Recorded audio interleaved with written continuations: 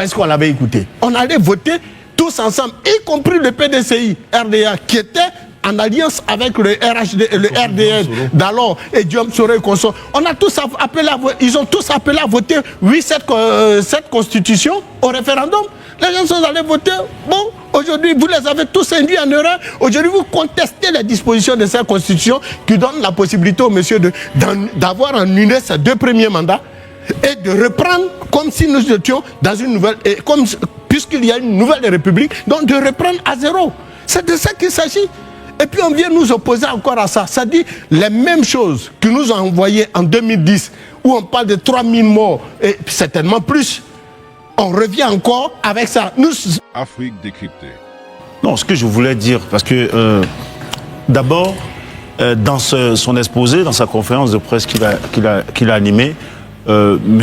Damana Adja-Pikas du PPACI n'a jamais fait insinuation, n'a jamais convoqué l'article 73 de la Constitution. Donc on ne peut pas prendre de façon factuelle l'élément, l'article 73 de la Constitution de 2016 pour essayer d'interpréter ce qu'il a dit.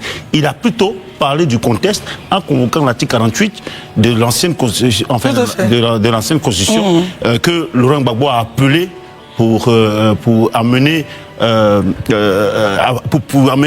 Conseil constitutionnel à prendre la décision de façon exceptionnelle de mettre certains candidats, enfin d'ouvrir cela à tous les candidats, les acteurs politiques d'alors. Élysée disait tout à l'heure dans ses propos que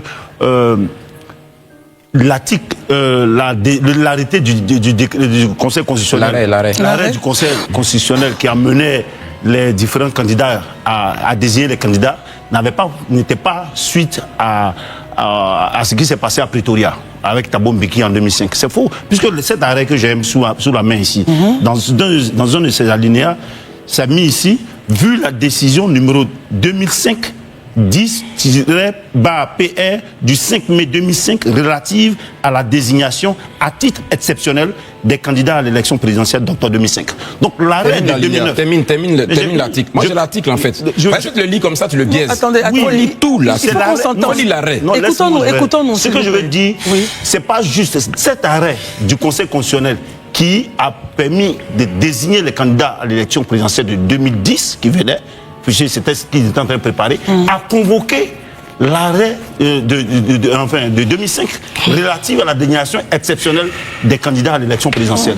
Et cet esprit de 2005, c'est ce qui a permis cet arrêt. Donc dire que ce n'était pas dans l'arrêt du Conseil constitutionnel de Tiakoné de 2009 n'est pas en référence avec de Paul Yaoundé, ne fait pas référence à ce qui s'est passé en 2005, c'est pas vrai. Puisque l'objectif même, c'est ce qui a conduit tout cela à l'élection présidentielle de 2010, fait en sorte que ce soit ouvert à tous les acteurs politiques qui étaient opposés dans ce qu'on a connu dans la crise. Donc 2010, cet arrêt-là, c'était la finalité de plus ou moins de tous les processus de négociation, de réconciliation, jusqu'à ce qu'on arrive à l'élection présidentielle de 2010. Donc dire que ce n'est pas dans l'esprit de 2005 que ça a été convoqué, c'est pas vrai. Très bien. Daouda, et ensuite Marius et Élysée, vous aurez donc le temps de réagir. Daouda. Merci beaucoup. J'aimerais dire à mon frère Élysée que...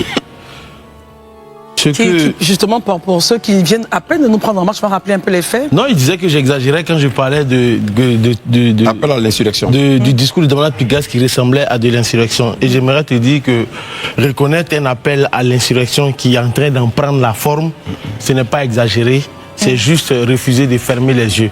Parce que oui, ce que Damana Pikas appelle mobilisation citoyenne ressemble vraisemblablement, et c'est ce que j'ai dit sur ce plateau, à un appel à l'insurrection masquée. Parce que pourquoi est-ce que je dis cela?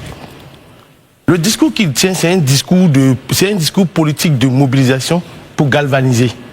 Mais quand Eman vient s'asseoir qui me dit oui, Laurent Gbagbo a dit, mais Eman, je vais te rappeler ce que Laurent Gbagbo a dit. Il dit qu'il va s'opposer au énième mandat, je ne vais pas dire au 4e mandat de Laurent Gbagbo. C'est ce qu'il a dit. Non, qui s'oppose à qui? Parce que Laurent Gbagbo dit qu'il s'opposera au 4e mandat de Alassane Ouattara. C'est ce qu'il a dit à Yopougon devant tout le monde. Et donc, quand on est sur le plateau, qu'on s'écoute religieusement, tu vas comprendre que, à la vérité, quand il finit de dire ça, sur quelle base juridique il s'appuie pour s'opposer à ce mandat-là? Puisque tu n'as pas les leviers juridique avec toi. Ça, c'est la première des choses. D'autant plus que le sort en matière de droit a été jeté. Le dossier Laurent Gbagbo est un dossier de droit qui ne peut être réglé que dans les limites de la loi. Donc quand tu le dis, et qu'après on vient nous dire, le Conseil constitutionnel va donner son arrêt le 10, mais on va s'opposer. Tu t'opposes avec quoi, Herman? Dis-nous sur ce plateau. Avec quoi tu t'opposes? Sachant que tout a été dit, tout a été fait. C'est de ça qu'il s'agit. Il faut prendre la peine d'expliquer les choses aux gens. D'autant plus qu'il a dit lui-même, je vais m'opposer. Tu t'opposes avec quoi? C'est un dossier qui est purement et simplement juridique. Point barre à la ligne. Marius, comment vous demandez la parole? Oui, parce qu'au final, certains en rigolent peut-être avec un dossier aussi important qui met en danger ou qui pourrait mettre en danger, devrais-je dire, le destin de toute une nation. Je le dis et je le répète. Est-ce que parce qu'un individu, fût-il ancien chef d'État, bien que je sois l'un de ses grands partisans, pour qu'il soit inscrit sur la liste électorale, j'ai développé les raisons. Mais de là, à voir mon pays sombrer, de là, à voir mon pays retourner dans la situation de 2010, je ne suis pas partant. C'est de ça que je parle. Quels sont les actes et faits qui vous disent Mais que quand par exemple un ancien chef d'État qui dit qu'il est abonné à la démocratie nous dit qu'il empêchera un candidat de faire un autre mandat, par quel moyen? L'a demandé Daouda. Par quel moyen? Bon, à quel titre, moi, Marius, comme moi, lui, quand M. Laurent Gbagbo était au pouvoir, je pouvais, en tant que leader de la société civile, dire que je me donnerais les moyens de l'empêcher de faire, par exemple, un troisième mandat. On a dit, lui-même, il a reconnu qu'il a fait 2 mandats en 1. Mais donc, il s'empressait à aller sur un troisième. C'est ça. Qu'on le veuille ou pas, il a fait 10 ans. Il s'apprêtait à faire un 5 ans d'années supplémentaires. Mais donc, on veut nous... Ça dit, c'est cette façon-là, en fonction du camp qu'on soutient, on veut défendre les choses. Non, le monsieur avait fait 10 ans au pouvoir. Il s'attendait à faire 5 ans supplémentaires. Ça fait 15 ans. Moi, je compte comme ça. Ou bien, je n'ai pas été à l'école. Alors, M. Ouattara a fait lui aussi, et je l'ai dit ici, est-ce que vous trouvez ça normal qu'il ait fait 2 mandats, qu'il fasse un 3e mandat? Mais tout ça là dépend de quoi? De la Constitution. Et j'ai expliqué ici, nous sommes allés à un référendum en 2016. J'ai dit le seul cadre, le seul intellectuel ivoirien politique qui a défendu bec et ongle et qui a demandé aux Ivoiriens de ne pas aller voter cette constitution, c'est Mamadou Koulibaly, ancien président de l'Assemblée nationale.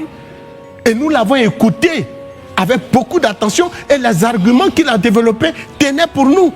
La preuve, on a créé le Sénat, on a augmenté les prix de certains produits, dont le carburant et autres, et nous on se plaignait. On a augmenté l'électricité et nous on se plaignait, mais ils nous avaient prévenus. Oh, est-ce qu'on l'avait écouté? On allait voter tous ensemble, y compris le PDCI, RDA, qui était en alliance avec le RHD, le RDN d'alors et Diom Soro et consorts. On a tous appelé ils ont tous appelé à voter, oui, cette constitution au référendum. Les gens sont allés voter. Bon, aujourd'hui, vous les avez tous induits en erreur. Aujourd'hui, vous contestez les dispositions de cette constitution qui donne la possibilité au monsieur d'avoir annulé ses 2 premiers mandats et de reprendre comme si nous étions dans une nouvelle...